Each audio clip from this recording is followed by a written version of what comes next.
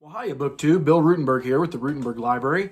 Wanted to come to you with a tag since it's Tuesday, Tag Tuesday, and today I wanted to do the Mid-Year Freakout Tag 2024 edition. Now, this is a tag. It's been on BookTube for forever. I've done it every year that I've been on here, and so this would be like my fourth or fifth time doing it. And yeah, it's just been on here a long time. I've seen most people have already done it. I'm a week late, or over a week late, getting it in. I had saw it at the end of June and meant to do it, and we went on vacation, and then it just kind of slipped by me. But anyway, I wanted to give you my mid-year freakout tag, so here it is. So let's go ahead and get started with these questions. And if you don't know anything about this tag, this is basically your first half of the year, kind of a summary of your first half of the year. How's your reading been going? What's been good? What's been bad? Those kind of things. So those are the type of questions we're going to face here. So I will leave information to a couple of the tags that I watched, a couple of the booktubers that I watched. I won't leave all of them just because there was everybody does this tag. So I'll leave those down in the description box along with the questions. So, and by the way, if you haven't done this one yet, hurry up and get it done. We're already into the second half of the year. But so open invitation as far as tagging goes. So number one, the best book you've read so far. Now, I have a pretty good list of books that I've already completed this year. My reading year has been going very, very well, as I'll get to towards the end of the tag. And I've read a handful of them that are really good, and I don't know if I have a number one. I don't know if I have one that's just, way over the others. So I'm gonna give you 5 of them that I've read that are real good, that I would highly recommend to anybody to go out and read. So I've been working through some of David McCullough's books, and if you don't know, he passed away in I can't remember exactly when. It was very recent, within the last year, I think. Something like that. I need to go check the date. But anyway, it's been fairly recent. And so I've been reading through a whole bunch of his books. And you'll notice I've got, there's some of them right there. And the one that I was going to actually talk about is right there. It's Truman. This would be McCullough's biography of Harry S. Truman, the United States president at the end of World War II and then into the Korean War. So the second half of the 1940s and into the early 1950s. And I just thought it's a big chunky monkey of a book. Tremendous book, highly recommended. It is extremely detailed, does a really good job with primary sources, letting Truman and his contemporaries do the talking and help tell the story. Just absolutely loved it. It was a fairly fast narrative. I buddy read this with Patrice Jones over at 2 minutes for books, I think is what her channel's. I have to double check that too. But anyway, I buddy read that with her, and we both really enjoyed it. We thought it was a pretty good book. Also, David McCullough's Wright Brothers. It's around here somewhere. I don't see it, but it's on the shelf here somewhere. It's probably like right behind my head, maybe. No, I don't know. Anyway, it's about the Wright brothers, the 2 Americans who were the first Americans to take planes in the air, and awesome book. Thoroughly enjoyed it. Very fast narrative. McCullough just spins a good yarn with people's lives, and I just really love his writing. Highly recommend him as an author to anybody who's looking for somebody, looking for a good biographer. He's your guy. I would also recommend, and by the way, I'm kind of just reading through I got all the questions, and then I bulleted the books that I wanted to mention. So that's what I'm reading from. But I read the book Stiff, The Curious Lives of Human Cadavers by Mary Roach. That was, I didn't know what I was going to think of that book, and it's exactly what it says. It's about it's about human bodies once they die, what happens to them. And so it just talks about the decomposing process. It talks about, when they go to the morgue, what happens with these bodies, if they actually do something with them, like as far as testing and stuff, or what happens when they get put into the ground, and looks at the history of how science has had to use cadavers to help study for medicine and stuff. It was just a phenomenal book. Very, very good. I did not have that one in hard copy. I listened to that one on audio because I just didn't have access to it. I'd heard several booktubers talking about that one and mentioning it, and I really enjoyed it. I think Vin over at Revenant Reads is the one that I saw. I think I saw it on his channel. But anyway, another book that I thought was really good, and it went around on BookTube. I think it's probably still going around. We read it, I say we, not together, but just several people read it on Historathon 2024. There was a lot of people that picked this book up, and it was The Rise and Fall of the Dinosaurs by Steve Brusette. Yeah. Anyway, just history of the dinosaurs, and he's a paleontologist himself, and he was talking about his time in the field and how the science has changed over the years from when they first started finding the dinosaurs up to the present, and some of the new things that they have learned through digging up the old dinosaur, the fossils. And it was just really good. It brought the kid out in me. I felt like a little kid again, because I absolutely love dinosaurs, like a lot of boys. I loved dinosaurs when I was in like first grade, second grade. I had some dinosaur books that I bought from Scholastic in school that I read over and over and over again. Still have them upstairs. Just absolutely love dinosaurs. So this one was right up my alley. And then the other one that I wanted to mention was Comanche Moon by Larry McMurtry, and it's a part of the Lonesome Dove series, the 4 books that were put out dealing with the Texas Rangers, Call and Gus McCrae, and their lives out in Texas, or most of it was in Texas anyway. And just really, really enjoyed that book, and it talked about some of the early stuff that happened right before the actual book Lonesome Dove. It was kind of the prequel to it, and really enjoyed that. So that's enough about question 1. Let's get this thing moving here. Question number 2.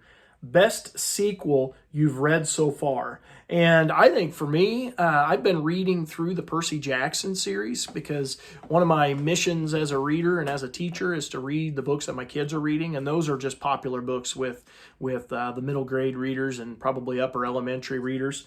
So I've been reading through all of those, and I've read the first 6, and then I just finished yesterday Percy Jackson and the Greek Gods. The one that I think the best sequel, and I'm guessing if you've got several books in a series, it is a sequel, if that's how you're interpreting that. Book 6, Chalice of the Gods. Of all the books, it ranks up there as one of my favorites on the Percy Jackson series, and I had just finished that one a few weeks back and really enjoyed that. It was easy to follow. I just liked it. Number 3. New release you haven't read yet, but want to. I have bought when it came out, I bought the new John Grisham book, Camino Ghosts. I have not read it yet. I have it sitting out and ready to go, but every time I get ready to try to read it, for some dumb reason, I try to read it right at nap time or right before bed, and I fall asleep. And it's not because of John Grisham, it's because I'm tired. And so, I want to read that one. And then there's another one that's out that I don't own, and it's called Chorus of the Union, and it's by Edward McClellan. And this one is the one that it's about Lincoln and Stephen Douglas and their roles in keeping the Union whole after they just ran against each other for the presidency, and of course Lincoln wins, but it talks about Stephen Douglas's role in trying to help keep the Union whole, despite being of an opposite political view. Number 4, most anticipated release for the second half of the year. And I actually got this one when I was watching Steve Donahue's channel. He talked about this, and I honestly wasn't even aware of it at first until he mentioned it. But it comes out on September 24th, and it's by one of my favorite authors, H.W. Brands. And yeah, I got some of his. Oh, nope, they're up there, aren't they? Well, I got some of his books around here somewhere. Oh, right in here behind me. I absolutely love his writing. He tells a really good story. He makes history very, very interesting. But his new book that's coming out is America First: Roosevelt versus Lindbergh in the Shadows of War, or in the Shadow of War. And I'm pretty excited about that. I'm excited about anything H.W. Brands brings out. He's one of my favorite authors. I know Peg over at the History Shelf, she likes him. We've buddy read a couple different books by him, and I'm interested to see with this new one, all of what takes is he going to get out of this book. All right, so number 5, my biggest disappointment. Now, this one might surprise some people. It was not necessarily a bad book. I just found it disappointing, and that was War of the Worlds by H.G. Wells. And I'd been reading over the last couple of years. I've been reading H.G. Wells books, and I've enjoyed them up until this one. And it's not that it was like terrible. It just did not capture my imagination like some of the other books, like The Island of Dr. Moreau, and the Time Traveler one. Oh gosh, I'm going blank. Anyway, I enjoyed those. I just didn't enjoy this one like I did those. Not that it was bad. It just, like I said, didn't capture my imagination. So that, I think, is probably the biggest disappointment. Number 6, biggest surprise. And this is a book by Mary Downing Hahn. And again, I told you I've been reading books that my middle schoolers have been reading and what they enjoy, trying to, just open up those conversations with them. And I had one of the kids in class, we just got done with SSR, our sustained silent reading, 20 minutes of reading we do every single day. The kids get a free read, any book they want, as long as they're reading.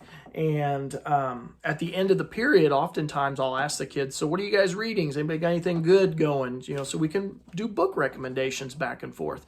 And one of the kids brought up, one of my boys brought up the book Took, T-O-O-K, Took. And it was a horror book for middle grade, and I was like, I'm probably not gonna like this. That was my initial reaction. I was like, yeah, and well, he recommended it, so I went and got it from the library. Very fast read, very compelling story, thoroughly enjoyed it, and I'm probably gonna go try to find some more of Mary Downing Hahn's books, because it looked like she had. She's wrote several of them, and took me right from the start and pulled me into the story. And I thank my middle schoolers for recommending that book. It was a 7th grade boy that had recommended it. It was a pretty good little book. Number 7, favorite new author. And this can be debut or new to you.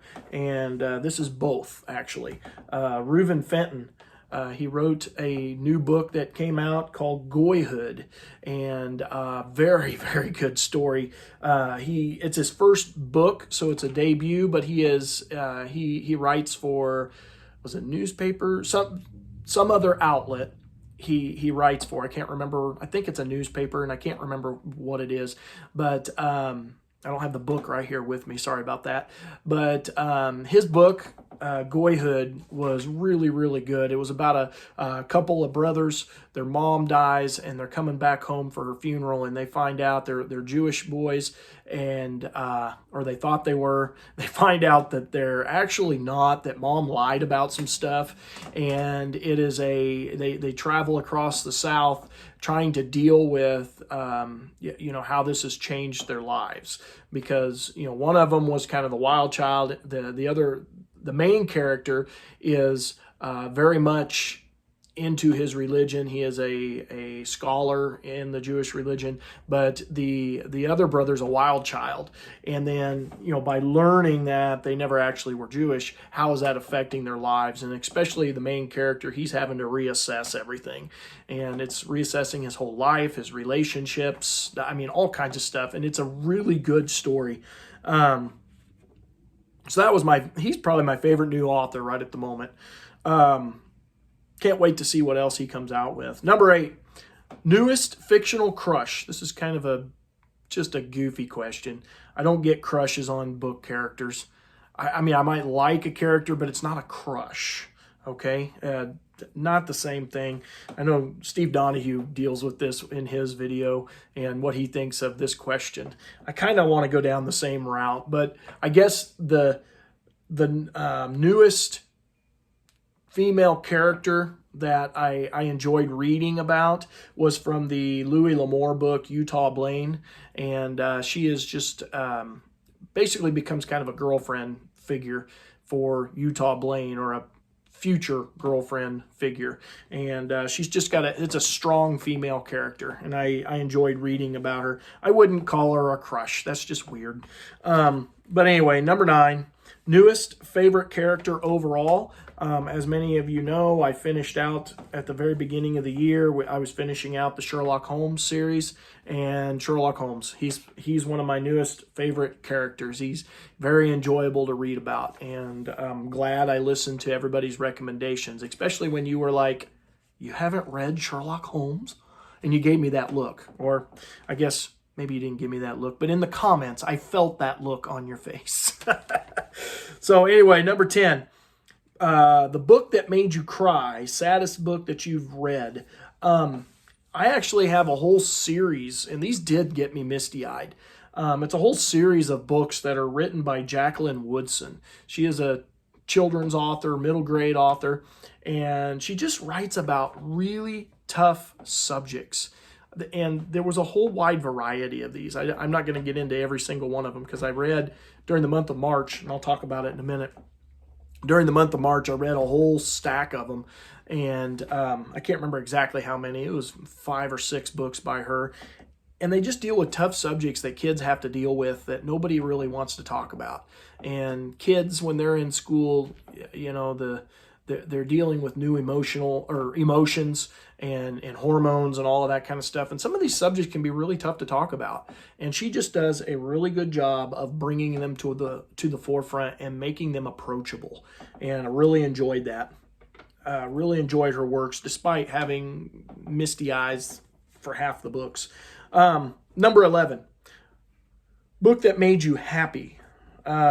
The books that made me happy, and I'm going to go with the series because I can't remember the exact numbers in the series that we read, but the Boxcar Children books. My youngest daughter and I have been reading through those. So during spring break, we read through 4 of them, I think.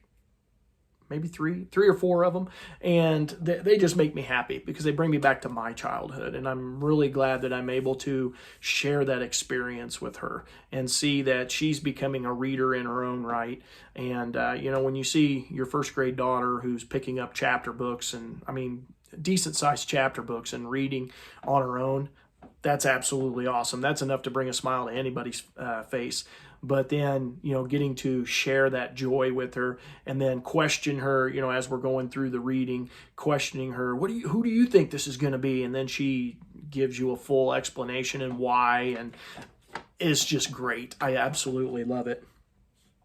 Number 12, favorite book to film adaptation that you saw this year. Murder on the Nile was really good. I thought I watched the newer version of it, and my wife and I did, and I really enjoyed that. We both did. Thought that was really good. I also saw another book to film adaptation after I read Utah Blaine. I watched the old black and white movie. I think it was the original one that I watched, and it was okay. It did not follow the book really. It did a little bit, but there was so much stuff that they went way away from the story, and it was probably to try to make it work under a lower budget, but it kind of upset me. But so my favorite one is Murder on the Nile. and it's the book by Agatha Christie. Absolutely loved it. It was the newer version of the movie. Number 13, favorite review you've written this year, and for booktubers like me, your favorite video that you've done so far this year. And for this year, up until this last week, I'd only done 15 videos. I have had a very poor year as far as video making. Now, I've picked it up this last week. I think I've got like 6 in a row. This will be number 7 in a row, and like consecutive days. That doesn't happen very often for me. I usually try to go every other day, but I thought this month of July, I'm going to try my best to do one every day. So with only 15 videos to pick from, there wasn't a lot to choose from. My favorites would probably my opening day announcement, which is my baseball reading initiative to read I have a whole bunch of books on baseball up in the upper room where I've got a lot of my collection, and I've got a bunch of baseball biographies and team histories and stuff like that, and I've been collecting them over the last couple years, and I probably haven't read as many as I wanted to read, and so I've kind of made that a goal of mine to read one of those, at least one baseball book every month during the baseball season, the Major League Baseball season. And so my announcement video, that was fun. And then it was fun to learn that a lot of you like baseball, or you like reading about sports. Maybe you don't like baseball per se. Maybe it's cricket. I know a lot of the English folks out there like cricket. But it was just neat to make that connection with everybody. And then my other video that I enjoyed doing was the Summer of Sport collaborative video the check-in that we did a few weeks back. And we did that with Book Time. Mark at Book Time with Elvis is the one who hosted the event and hosted the video. Was it on Zoom? I don't know if it was on Zoom or which program it was using, but we all got on there and we all talked, and we didn't just do Summer of Sport. We did some June on the Range, and we talked about some other stuff we were reading. I really enjoyed that. I like getting together with other booktubers. I know I'm not as well spoken or as well read as most of them, but it's fun to get involved in it and to be able to just have those conversations. So 2 more questions here. Number 14. The most beautiful book you've bought so far this year or received.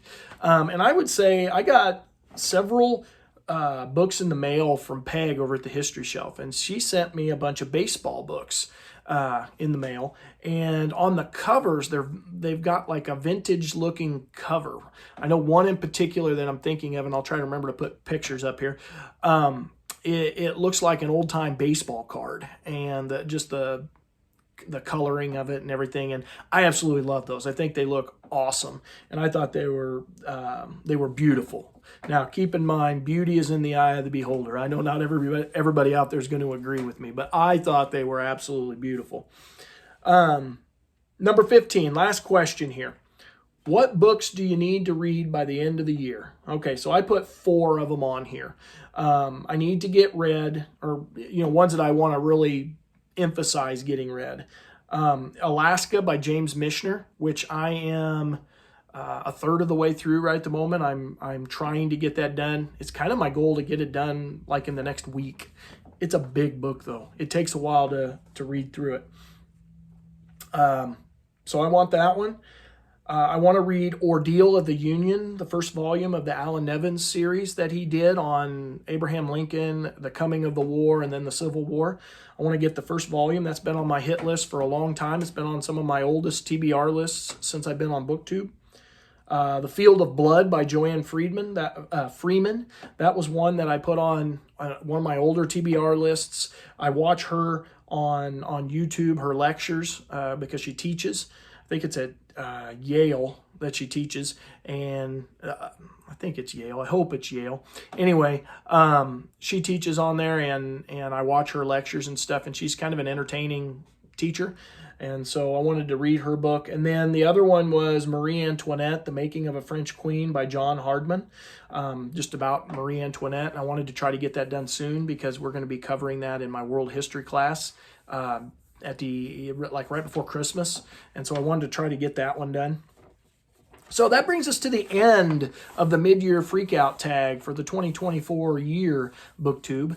The only other thing I wanted to share with you were just some reading stats. How have I done this year? Because I told you it's been a good half year. I've read 87 books total for a half year. I've never, ever, ever done that. But those reading stats are bloated. I read several kid books, like the Boxcar Children books with my daughter, and then those middle grade books that I was reading over spring break. So when I tell you these numbers, you'll catch on pretty quick. So in January, I read 12 books. February, I did 15 books. And in February would have been like right towards the beginning of, in our language arts class, they were starting their poetry units.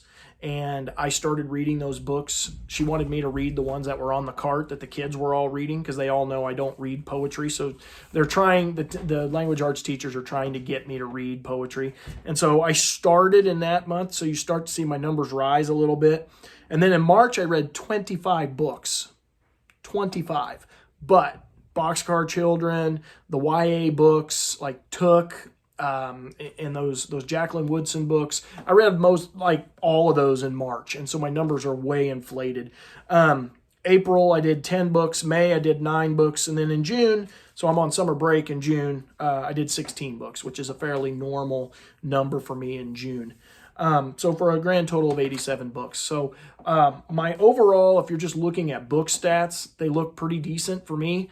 But again, they're inflated because of the younger kid books that I had read.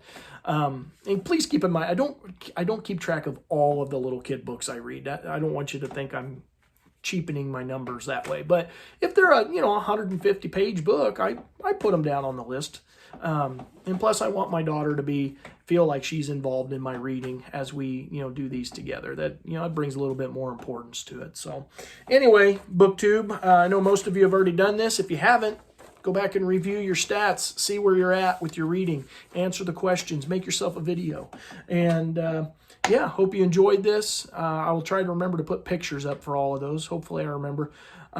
Yeah, and until next time, BookTube, thank you for watching and happy reading.